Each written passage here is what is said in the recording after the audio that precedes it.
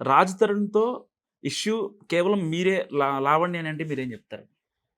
Raj తరుణ్‌తో issue Lavanya నుంచి చేయించిన మస్తాన్ సాయి అంటాను. హ్మ్. మస్తాన్ సాయి డ్రగ్స్ ఈ హ్మ్. కేసు వల్లే రాజ్ తరుణ్‌తో నాకు ఇష్యూ లేకపోతే ఏ ఇష్యూ లేదు. కేవలం లావణ్య చేసిన పనుల వల్లే ఆయన దూరం అయ్యాడు. ఇదంతా హెడేక్ నాకెందుకు అని చెప్పి.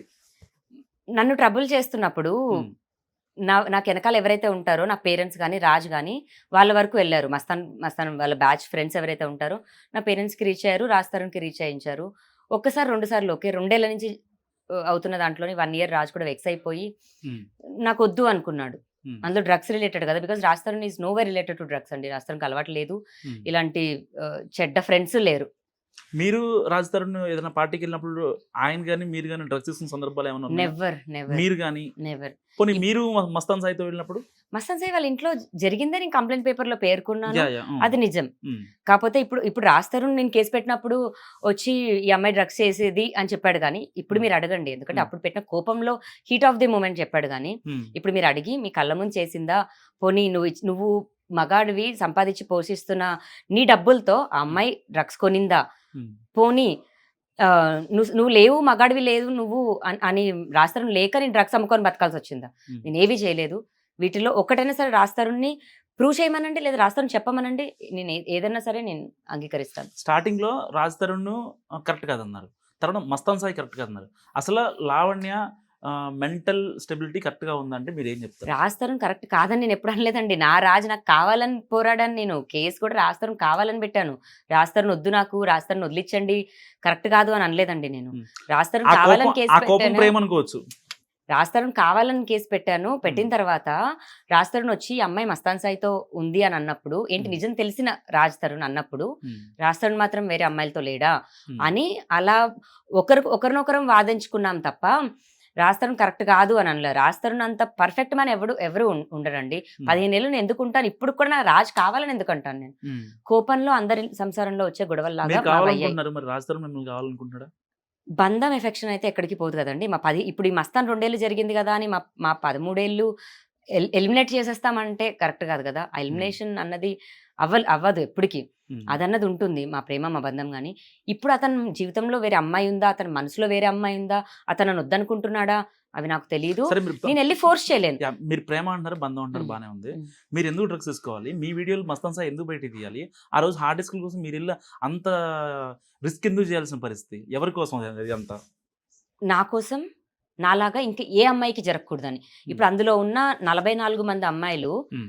పేర్లతో సహా నేను అన్నీ ఇస్తాను. 44 మంది అమ్మాయిల వీడియోలతో సహా. కానీ ఇవాళే పోలీస్ కస్టడీ రిపోర్ట్ వచ్చింది. అది దాంట్లో నాకు తెలీదు. ఇప్పుడు కేవలం మీరు 6 అమ్మాయిలు మాత్రమే ఉన్నారని లేదు తెలిసింది. నాకు తెలీదు. ఒకటి సనా, స్వాతి వాళ్ళ వాళ్ళ ఆవిడ, హ్మ్. ఇంకొక అమ్మాయి సునైనా సంథింగ్ ఏదో పేరు చెప్పారు. ఏమో అండి. నేను హ్మ్. విక్టిమ్స్ పేరు గూడా యాహ్! తీయదలుచుకోలేదు. సో, ఇప్పుడు మస్తాన్ సాయి వచ్చేసి ఫస్ట్ ఏమో నా వైఫ్, నా గర్ల్ ఫ్రెండ్ మాత్రమే ఉన్నారు. 2017 హనీమూన్ అంటారు. హ్మ్. శేఖర్ భాష వచ్చి ముగ్గురంటాడు. వాళ్ళ హ్మ్. డ్యాడీ వచ్చి నలుగురంటారు. పోలీసులొచ్చి ఆరుగురంటారు. నేను 44 అంటా. ఎంతమందున్నారు? అసలు శేఖర్ భాషకి ఎందుకు నాకు అర్థం కావట్లేదు మధ్యలో మీ విషయంలో. మరి శేఖర్ భాష ఇప్పుడు మగజాత ఆణిముత్యమే. అయితే లావణ్యని టార్గెట్ చేయాలి, లావణ్యని డ్రగ్ కేస్‌లో ఇరికించాలి అన్న అవసరం అయితే లేదు. రెండే అయ్యుండాలండి. మీకు ఒకటి భాషకి ఏమన్నా అసలు ఇంతకు నాకసలు ముందు ఏం సంబంధం లేదు. నాకు కనెక్షన్ ఏమన్నా అన్న ఉందా? గాదు, తమ్ముడు గాదు, బాయ్ ఫ్రెండ్ గాదు, శత్రువు గాదు. హ్మ్. ఎవరో గూడా నాకు తెలీదు. అతను నాకసలు తెలియని ఒక వ్యక్తి. హ్మ్. 2 అయ్యుండాలి. ఒకటి మస్తాన్ సాయి పంపించిన మనిషి అయ్యుండాలి. లేదా మస్తానో, రాజ్ తరుణ్ పంపించిన మనిషి అయ్యుండాలి. లేదా అతను దూరి హ్మ్. ఇప్పుడు ఎలాగో నేను ఇన్వాల్వ్ అయిపోయాను. హ్మ్. ఓడిపోతే ఇంత ఇన్వాల్వ్ అయిన నేను ఓడిపోతే సమాజంలో తలెత్తుకోలేనని హ్మ్. ఇలా చేసుండొచ్చు. రెండిట్లో నిజమేందని ఆ మహానుభావుడు జెప్పాలి. హ్మ్. ఒకవేళ మస్తాన్ పంపించలేదు, రాజు పంపించలేదు. కేవలం నువ్వు రెండో విషయంలో గనుక చేస్తుంటే చేతులెత్తి జోడిస్తున్నా శేఖర్ భాష నీకు. ఇప్పటికైనా ఆపే. హ్మ్. ఎందుకంటే నీ ఒక్కడి వల్ల ఇంకా సఫర్ అవుతున్నాం.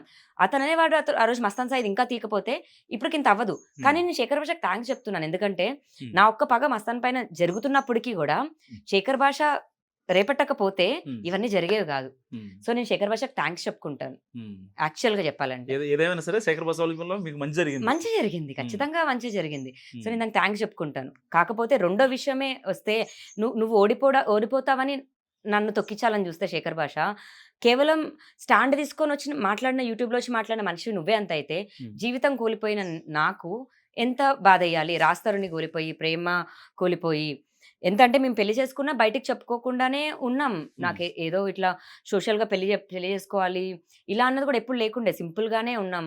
ఆ ఒక 10,00,000 పెళ్ళికి ఖర్చయితే అయి మేము ఇంటికి పెట్టుకోవడమో, హ్మ్. అంతా మేము దాపెట్టుకుంటూ వచ్చాం కాబట్టే మేము ఇప్పటికి ఉన్నామండి. హ్మ్. మాకెవరేమి పేరెంట్స్ వెనక నుంచి ఎవరు ఏమి ఇవ్వల. రాస్తారని కూడా ఇవ్వల. హ్మ్. ఈ రోజుకి కూడా. నా రాజుని విడగొట్టాలని చూస్తున్నారు. రాజుని ఇంట్లోంచి పంపించాలని చూస్తున్నారు. ఇల్లు రాజుకి ఇచ్చేయాలి అని. హ్మ్. అతనెవరండి? హ్మ్. నా రాజే నాకిచ్చెళ్ళాడు. నేను రాజుకి ఇచ్చేసి ఎళ్ళిపోతాను. హ్మ్. ఎళ్ళిపోవాలి అన్నదే మా రాతలో రాసుంటే. హ్మ్. అంతేగాని ఈ మూడో వ్యక్తి చెయ్యాలి అని చేస్తే ఏది ఇది చేయకూడదు. అవసరమైతే ఒక అబద్ధం చెప్పైనా కపుల్‌ని కలపండి గానీ, హ్మ్. విడగొట్టాలని చేయొద్దు. ఎందుకంటే ఆ మనసు పడే క్షోభ వాళ్ళ కుటుంబాలు ఇది చేస్తది. నేను శివుడు నమ్ముతాను. శివుడి బిడ్డగా చెప్తున్నాను. ఆ పాపం మూట కట్టుకోకు శేఖర్ భాష.